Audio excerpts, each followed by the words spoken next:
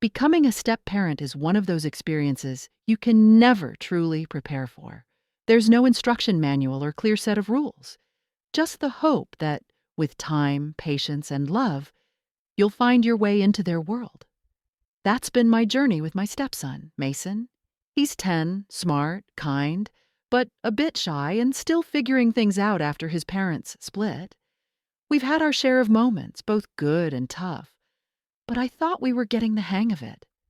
I felt like I'd seen most of the surprises that come with being a step-parent, until one night, when Mason quietly knocked on my bedroom door. It was late, just past midnight.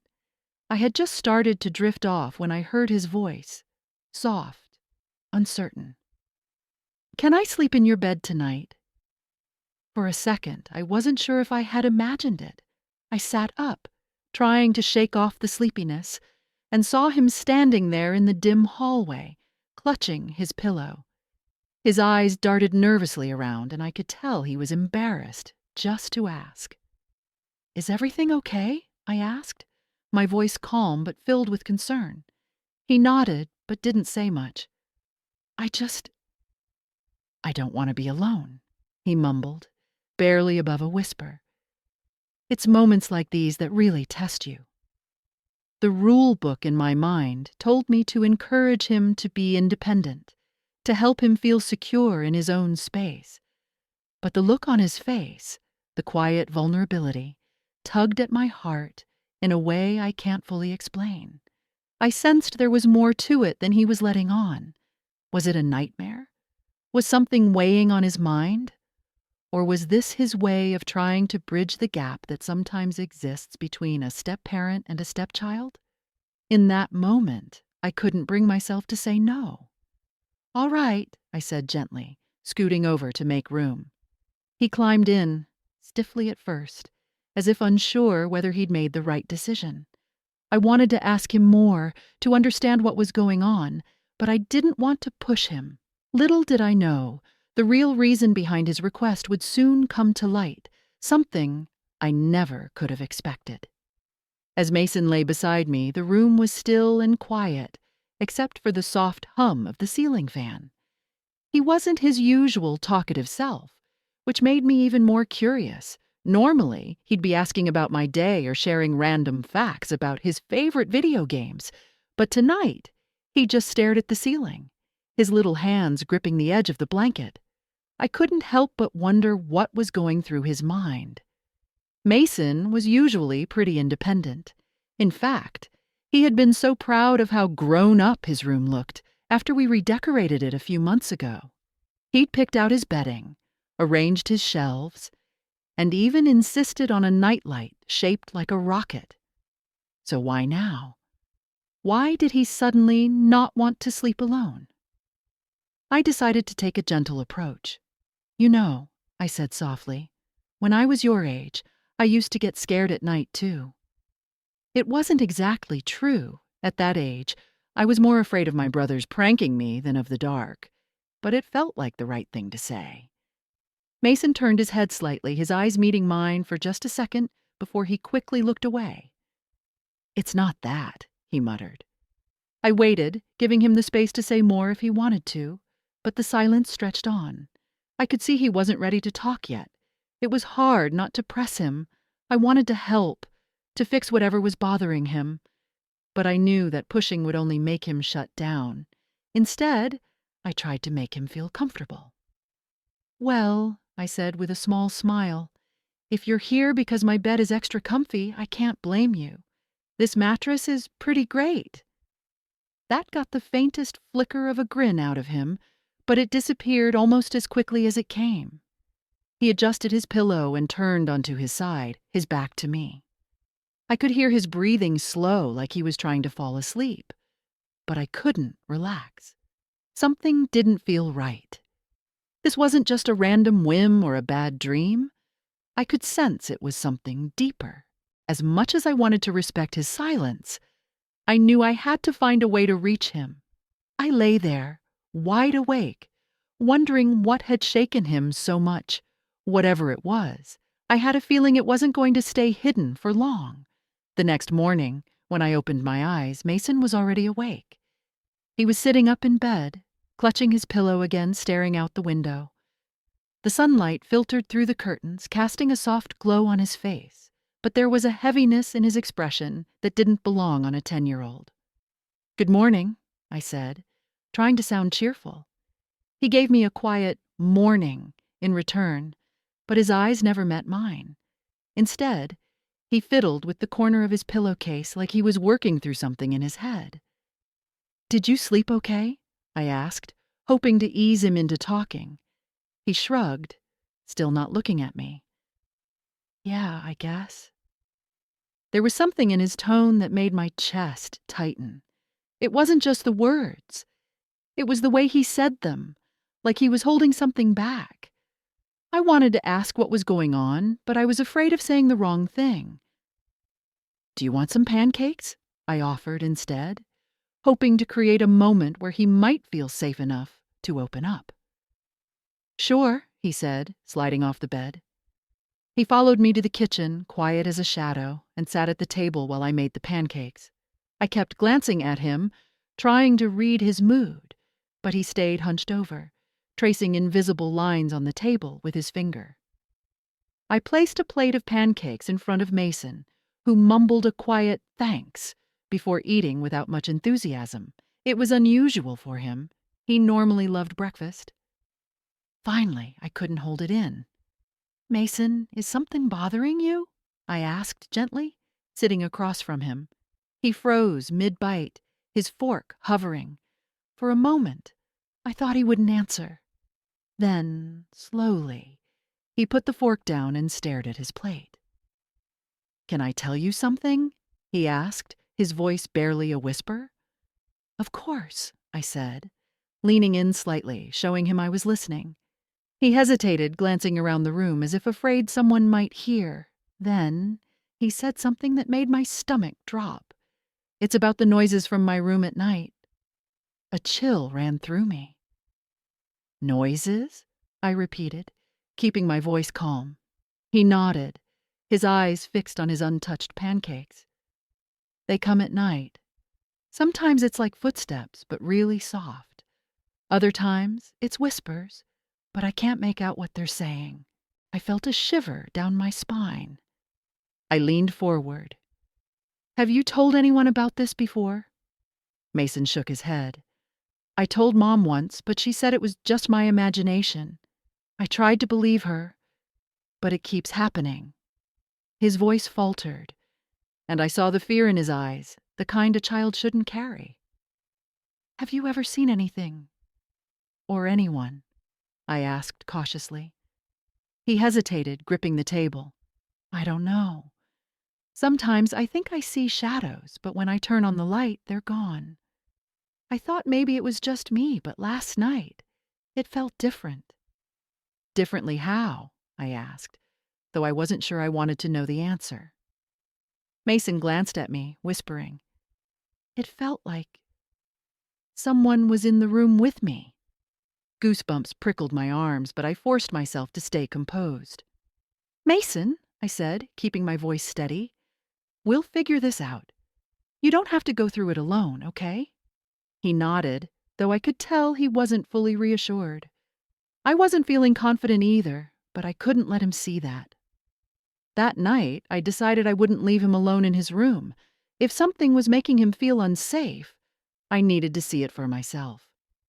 When bedtime came, Mason looked at me nervously as I grabbed a blanket and pillow. "I'll stay with you tonight," I said simply. He didn't argue as we settled in. The room felt heavier, like the air itself was watching us. Hours passed in silence, until I heard it, soft, deliberate footsteps in the hallway. The sound made my heart skip a beat. It wasn't just a creak or settling of the house. These were distinct steps. I turned to Mason, who was wide-eyed, clutching the blanket to his chin. He didn't speak, but his grip told me everything. He heard it too. I swallowed hard, forcing myself to stay calm. "Stay here," I whispered, slowly getting out of bed. "No," he hissed, grabbing my arm. "Don't go out there." I paused, debating.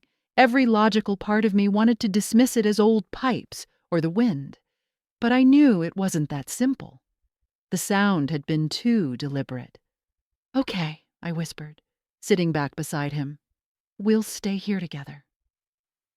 The footsteps stopped, and the silence felt almost worse. I listened intently, but there was nothing. Then, a soft knock came from the other side of Mason's bedroom door. Mason froze, his eyes darting to the door, then back to me. "You heard that, right?" he whispered, trembling. I nodded, trying to mask my own fear. "Yeah," I said quietly. The knock came again, louder this time. My stomach tightened. Half expecting the door to open on its own, I had to do something.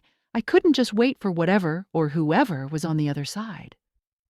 Slowly, I moved toward the door, ignoring Mason's whispered protests. "Who's there?" I called out, firmer than I felt. No response. My hand hovered over the doorknob. Was it a prank? Was someone in the house or something else? I took a deep breath and turned the knob. The door creaked open, revealing the empty hallway. I stepped out, glancing both ways. The space was still, and the air felt colder, heavier.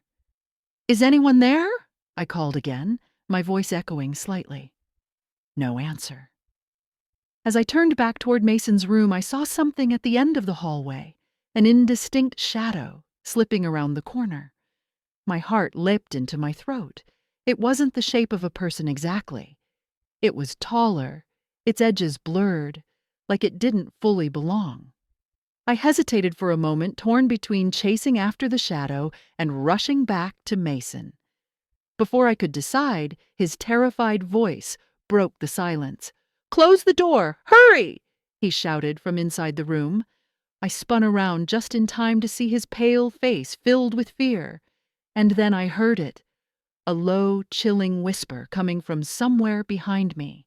I turned sharply, heart pounding, but there was nothing there.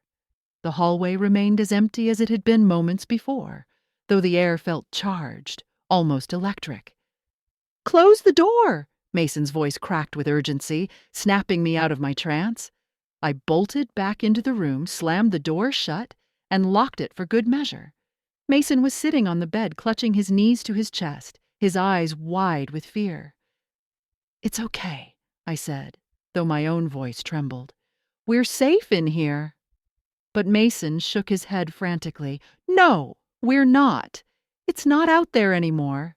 It's in here." My stomach dropped. I opened my mouth to reassure him, to tell him it wasn't possible. But before I could speak, the lamp on the bedside table flickered. The shadows in the room seemed to twist and stretch unnaturally, pooling in the far corner near his closet.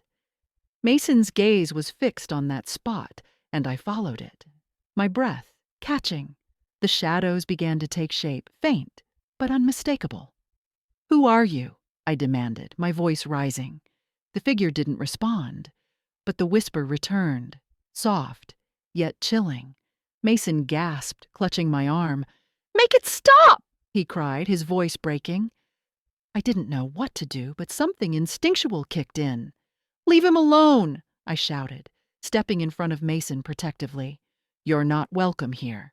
The figure hesitated, flickering like static on a broken screen. The whispers grew louder, overlapping in chaotic murmurs. Then, as quickly as it had formed, the figure dissolved back into the shadows. The room fell silent, and the lamp stopped flickering. I turned to Mason, who was trembling but unharmed. "It's gone," I said, though my voice didn't sound sure. Mason looked up at me, his face pale. "It wasn't here for me," he whispered.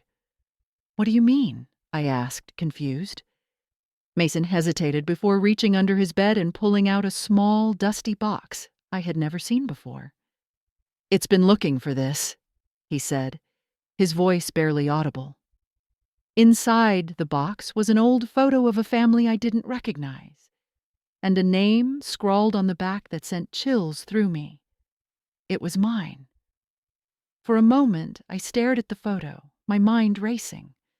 The faces in the picture were unfamiliar, but the name on the back, written in shaky ink, was unmistakable. My full name.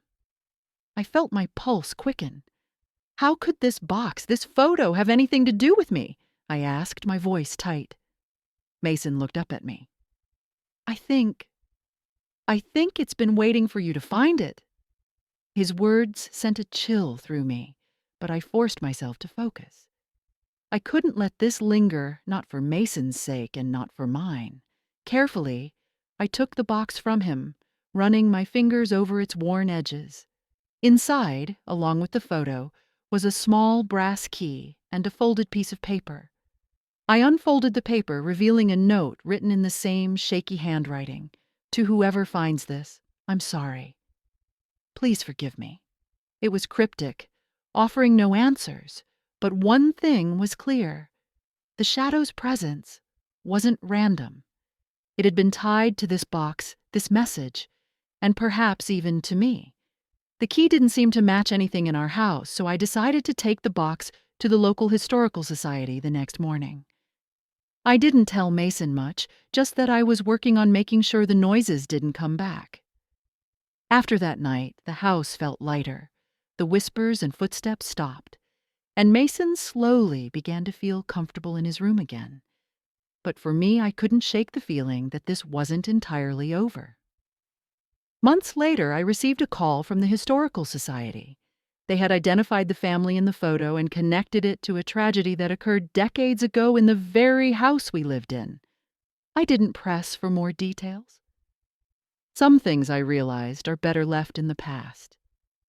Mason never asked about the box again, and I didn't bring it up. What mattered was that we found peace, even if some questions would remain unanswered. Life moved on, and the house became a home once more. If you found this narrative engaging, please remember to like, leave your thoughts in the comments, and subscribe to my channel for additional content.